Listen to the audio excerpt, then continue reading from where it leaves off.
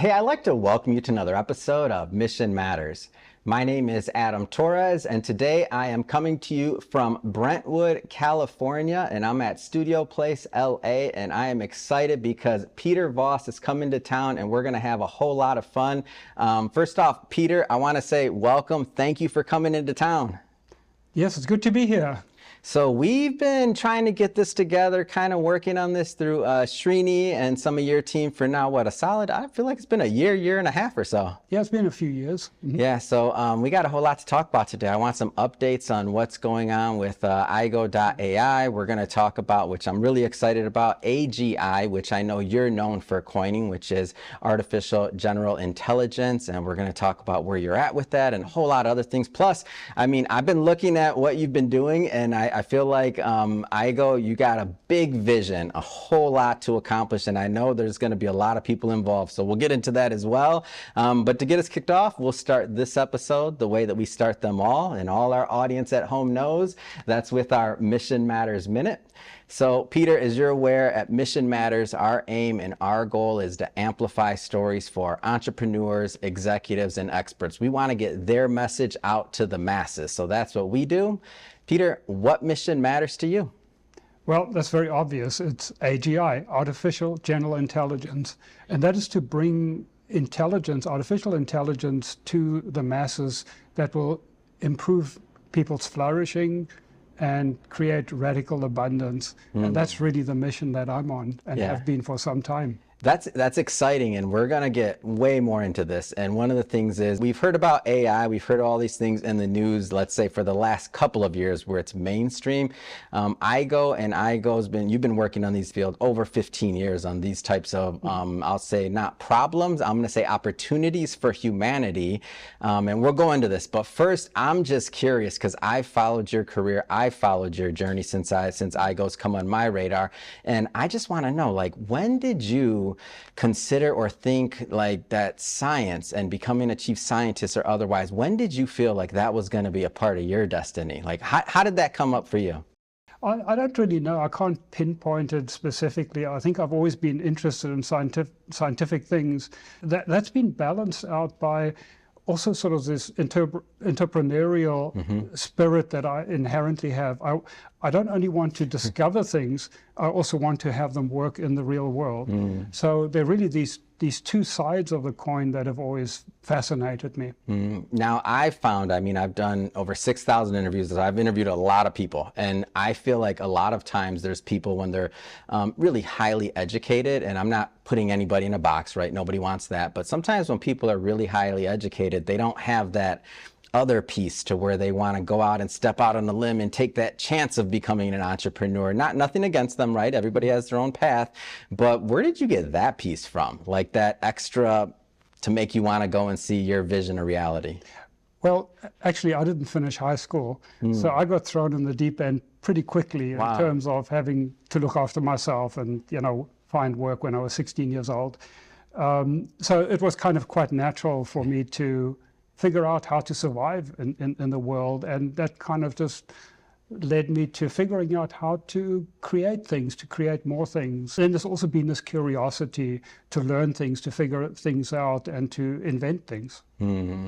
Yeah, and thinking about the concept of, I always tell people this, I'm like, for my long-term listeners, they're like, oh, Adam, being an entrepreneur, this, that. To me, I was just trying to make some money. I didn't know that's the fancy word we use now, but it was just trying to provide value, trying to figure out a way where I was going to fit in the world. So thank you for sharing that, because that's, I think, inspiring as well to our audience that are maybe in a similar, we're just coming off, so when we're recording this, just for everybody at home, 2024, we're already in another year, all right? Post-pandemic, we're all kind of in this thing where we're trying to figure out what's next many times, and we're all growing in our own pace. So I feel like that is very useful for our audience. I'd usually like to try to work in at least one pay it forward question, and that's maybe for some of our younger entrepreneurs or people that are just getting started. If you could go back to that Peter, that's kind of whatever age group, I'm not saying it has to be 16, could be whatever you want to do, and you give them some advice and what's on the road ahead, what kind of things would you tell them? Well, I can think about sort of the biggest regret, or a big regret I have, is that I didn't start my own company until I was 25 years old. Wow, and I wish I had started earlier. So if you incline towards a sort of entrepreneurial life, and not everybody is, then I think the sooner you can start, even while you're at school, if you do it part-time and get your feet wet, I think that's really useful. There's nothing like actually doing it, being responsible for making things happen, for, getting customers, getting a product out the door, getting paid for it, all of that. So, that's one of the big regrets, that I waited until I was 25 before I actually started my first company.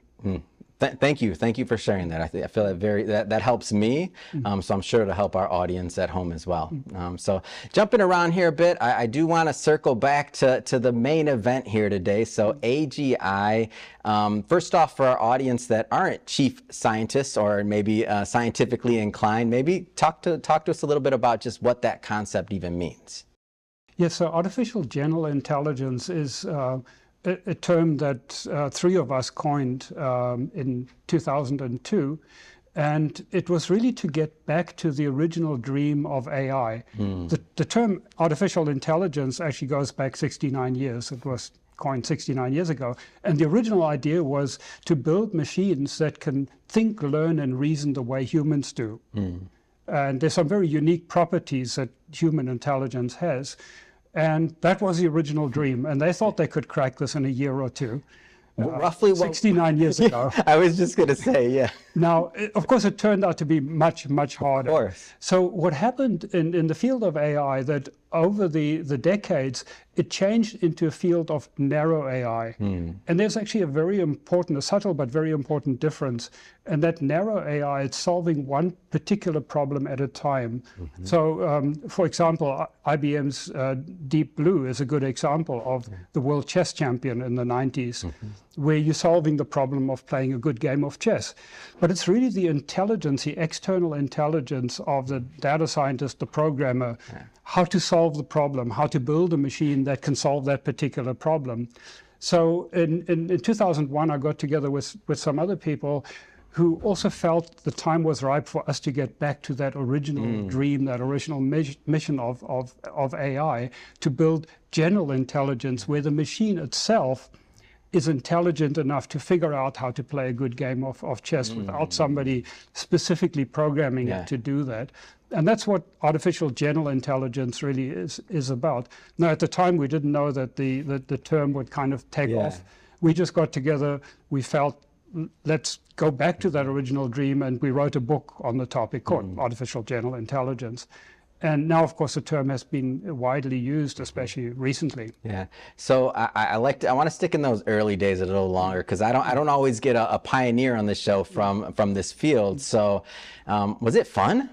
Like, was it fun having those conversations and dreaming and ideating in the beginning? Like, what was that like? Like, even just in the early days? Well, actually, I came to America in 1995, and to me it was like a kid in a candy store. Yeah, that's what I'm thinking. It'd be amazing. When I came to California, I was introduced to some of my heroes, authors of books that I read in the field of AI and longevity, futurism, and so on. So it was really, really very exciting time. And, then of course you get down to doing the actual work. It's hard. So, at least the ideating part, we get a little bit of fun there. Dream big. 20 plus years later, I'm still as excited about that mission. And that brings us a little bit more to present day. Speaking of recent day, and I just wanted to set the stage for how long you've been working on this, first off. But nowadays, I mean, obviously I'm in media, lots of interviews in technology. So nowadays, AI is in every headline and everything. It reminds me of kind of the original .com. You add .com to any company, and all of a sudden, right, it's supposed to be worth something. So similarities, I know there's some separation, but that's the closest thing I can think of that I'm hearing now, at least in media specifically, to be specific there. So why does all this matter right now? Like, why does it matter? Are we at a pivotal time? Like, why does all this matter? Yes, so I think especially with release of ChatGPT just over a year ago, people are getting a real taste for what AGI might be like, a machine that can really do the things that humans normally could only do.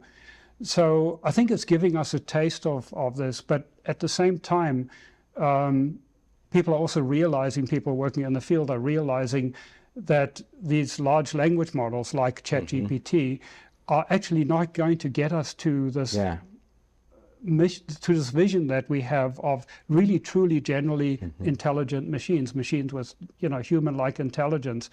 For example, just a few weeks ago, the chief AI scientist of Meta, Jan LeCun, said large language models are an off-ramp to AGI. Wow. They're a distraction. They're a dead end. Now, you have to balance that against the hype on the one hand and the enormous amazing things that large language models can do, like summarization and writing poems and what the amazing things that they can do. But it's also become clear that it's fundamentally not the right approach to get us to AGI. And I got to tell you my AI story. So once my mom called me and said something about like, how do you use that GTO or that? And I was like, the car, Mom? Like, what do you mean? She's like, the G something, that. I said, uh-oh, we're getting close. Once my mom finds out something is happening, I'm like, we're definitely mainstream because we're getting close. Yeah, and in fact, yesterday I was talking to somebody, and he said, my parents are really amazed with it because they're using it. They were using it to create a thank you letter to somebody. Wow. And they were amazed how well it did that. So yeah, absolutely, the technology can do some amazing things, but it's not the real thing. It is not the real thing, and that's a big distinction. I want you to, you're welcome to get as technical as you want to. Let's go a layer deeper on that, because I don't want to assume that everybody understands the concept of language models or why exactly it's not the right thing. So maybe take us just a layer deeper there. Yeah, so before I do that, I think to really be able to make the contrast, I want to talk a little bit more about what AGI really is and what the implications of AGI are. Because the enormity of having truly human-level AI, there's the general consensus that that's going to be bigger than fire, bigger than electricity, internet, how transformative it will be and can be. So, for example, with real AGI, for one, you can have AI scientists. So imagine one AI training itself up to be a cancer researcher. At your PhD level cancer researcher, you can now make 1 million copies of that. You have 1 million PhD level cancer researchers chipping away at the problem, pursuing different avenues, and communicating with each other, sharing knowledge much more effectively than humans can, without egos getting in the way and so on. And now you can take that across really anything that requires scientific research, whether that's better battery technology, nanotechnology, nanobots that can go in our bodies and repair damage, any scientific field, or even governance. I mean, we don't seem to be very good at creating the right kind of governance for our society. So being able to apply more brain power to problems of humanity. So that's one area, sort of research, scientific approaches. Another area is so dramatically reducing the cost of goods and services by automation, and how that will create radical abundance. I mean, just by tremendously lowering the cost of things. So that's kind of the second area. A third area I'd like to highlight is what I call a personal assistant. So the reason I put 3 personals there, they're really 3 different important aspects of the word. The one is you own it. It serves your agenda, not some mega corporation's agenda. And secondly, it's hyper-personalized to you, so it really gets to know your history, your goals, who you interact with, and so on. And the third personal is the issue of privacy, that you decide what you want to share with whom. So I have that, vision of applying AGI to giving everybody in the world this personal assistant. It'll be, like confidant, a helper that can help you make better decisions. A bit like a little angel on your shoulder, you know, that can help you avoid make bad decisions and so on. So I think that we all need one of those. Hold on. Give me when can I get one of those? I'm in. All right, sign up for it. Yeah. In. So, you know, I think there are so many ways in which true AGI can increase human flourishing tremendously. So I think it's really to understand how big a deal AGI is to then say why we should work on it, you know. So getting back to the question you asked is, you know, technically sort of why are large language models an off-ramp? Why do I agree with that? So there are a number of fundamental inherent problems with the technology. And in fact, the name GPT already gives you a very good clue. G means generative. It makes up stuff. It's trained with 10 trillion pieces of information from the internet, from all over the place, good, bad, and ugly. Sure. And so the system will create responses that are picked from that knowledge, from that huge knowledge, but it doesn't know what's right or what's wrong. So it just creates, it generates, it makes up stuff. And that's why these systems suffer from what people call hallucinations. You know, you can't trust them, basically. So that's one big problem. The second big problem is GP, the P stands for pre-trained. They are pre-trained with these 10 trillion pieces of information at a cost of hundreds of millions. Well, I think the latest ones are like $200 million to train the system, to do all the number crunching, to take this massive amount of information and kind of condense it and build a model that you can use. So that pre-training also means that they cannot learn in real time. So if they hear something new, like the conversation we're having, if it's not something they already know, they can't learn it, they can't update that. So it's a huge limitation, and it's inherent. The other limitations, they don't have metacognition, they can't think about their own thinking, they don't know what they're saying. They don't know when they don't know things. And I think the other thing that really worries people is the vast amount of electricity they need and computational power they need. I mean, we now have Sam Altman saying he needs to build new nuclear fusion power stations to do this, you know. $7 trillion worth. I mean, it's insane to talk about the amount of sort of the environmental impact and the amount of power it needs.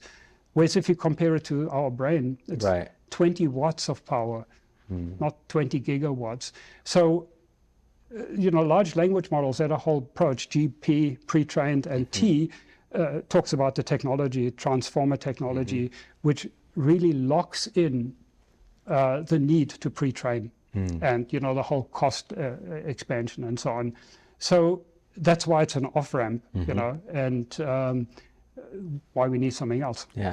I want to spend some time that we have here today going further into IGO.ai and exactly where you're at with the company and the technology. Maybe talk to us a little bit more about that. Sure. So, you know, obviously the question then is, if large language models aren't going to get us to AGI, do we have an idea of what might? And this is really what I've been working on for the last, you know, 20 plus years. And so we've developed something that is called cognitive AI. And its starting point is how people think and what's important in human intelligence. And we can, you know, we can talk more about that. But we've basically been building both prototypes and development prototypes, but also commercial applications, very successful commercial applications. So we've been alternating between development on the one hand and commercialization. So the commercialization gives you that that reality check, you know, of in theory you can build something that sounds good, but it also has to work in the real world. So we've been alternating between developing the technology and then commercializing it. And you know, that we find that a very good model.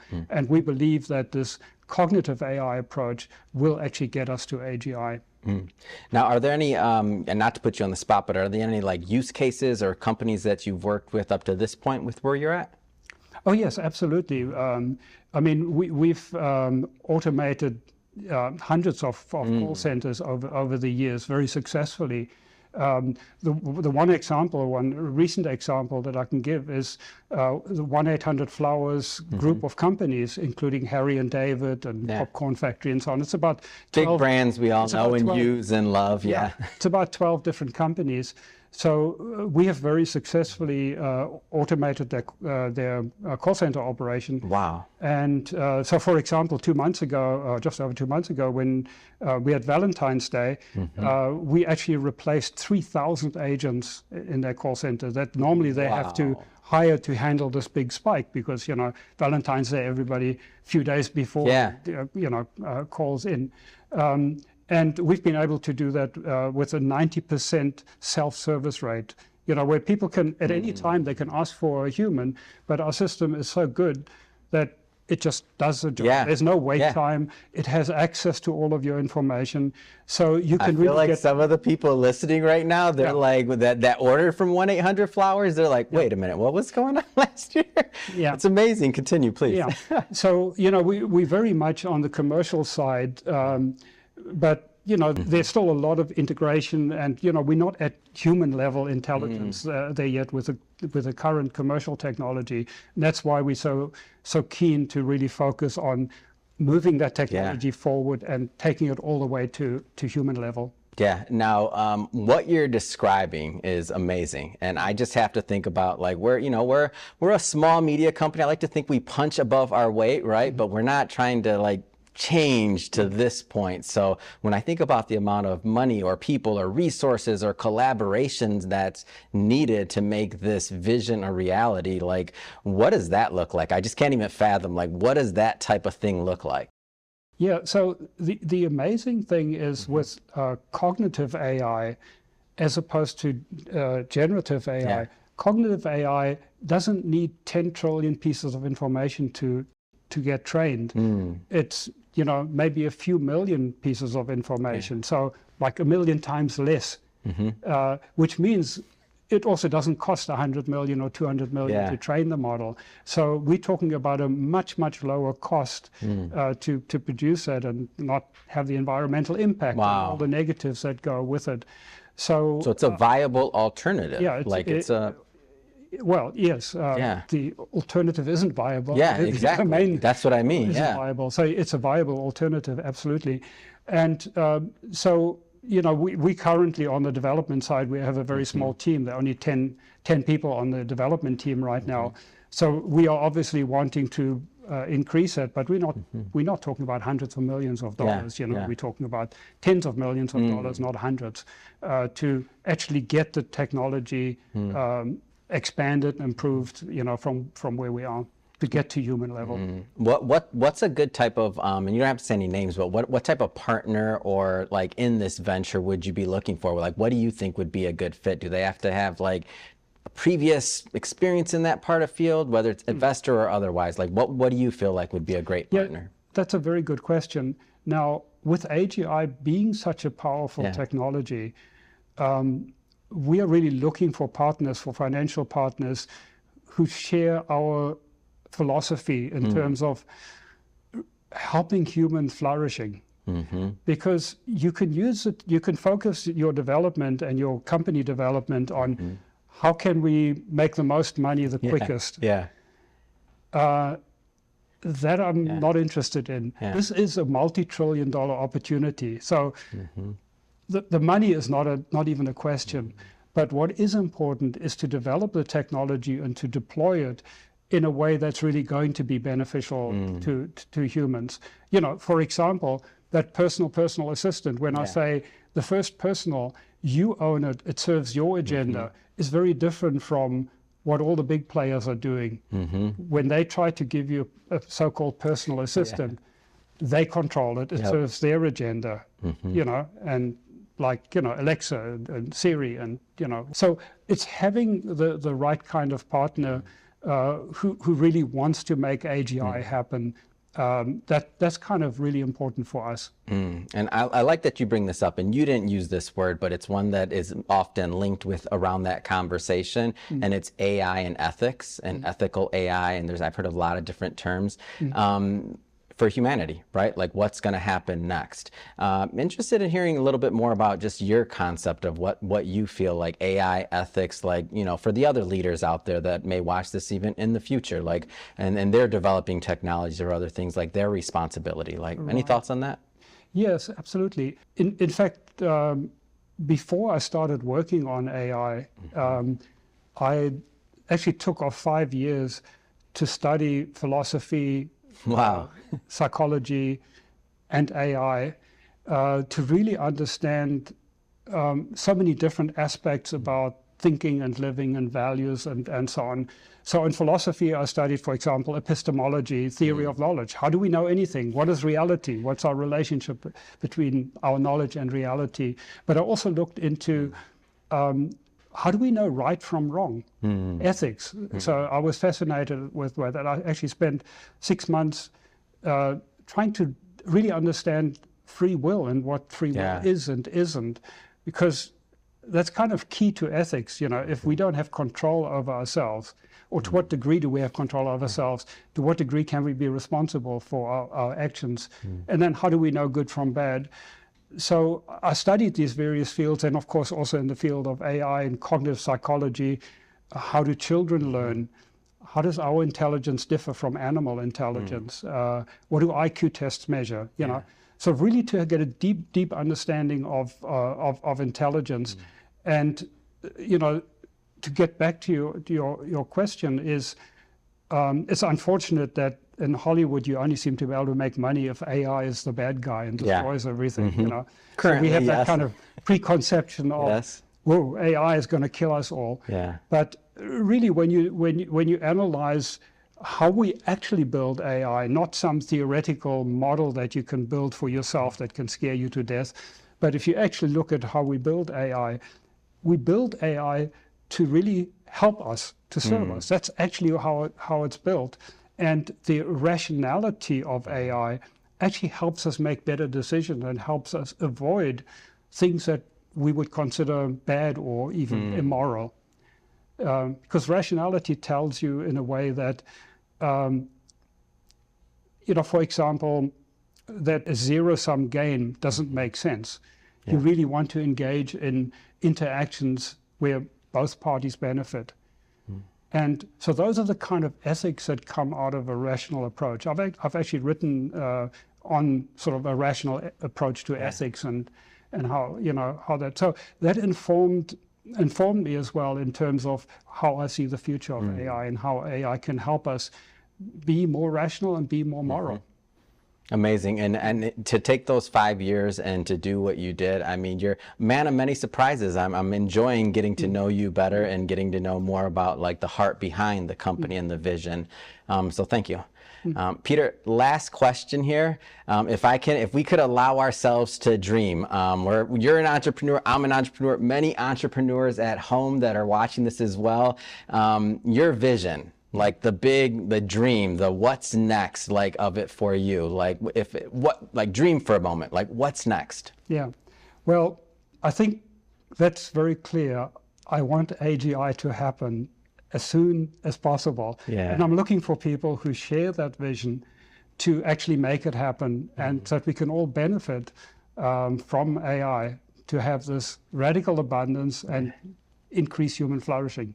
Amazing. Peter, thanks again so much for coming on the show. And to the audience at home, if this is your first time with Mission Matters, I hope you really enjoyed this episode. I look forward, Peter, to seeing AGI come to the masses and come to fruition, and to have you on the show as one of the original founders who coined that term. Absolutely amazing. And again, to the audience at home, if you haven't already done it yet, hit that subscribe button. This is a daily show. Each and every day, we're bringing on new guests, new thought leaders, new ideas, and hopefully new inspiration to help you along in your journey. Again, don't forget, hit that subscribe button, and we're going to put all of igo.ai's information in the show notes so that you can just click on the links, head right on over, and follow their journey as well.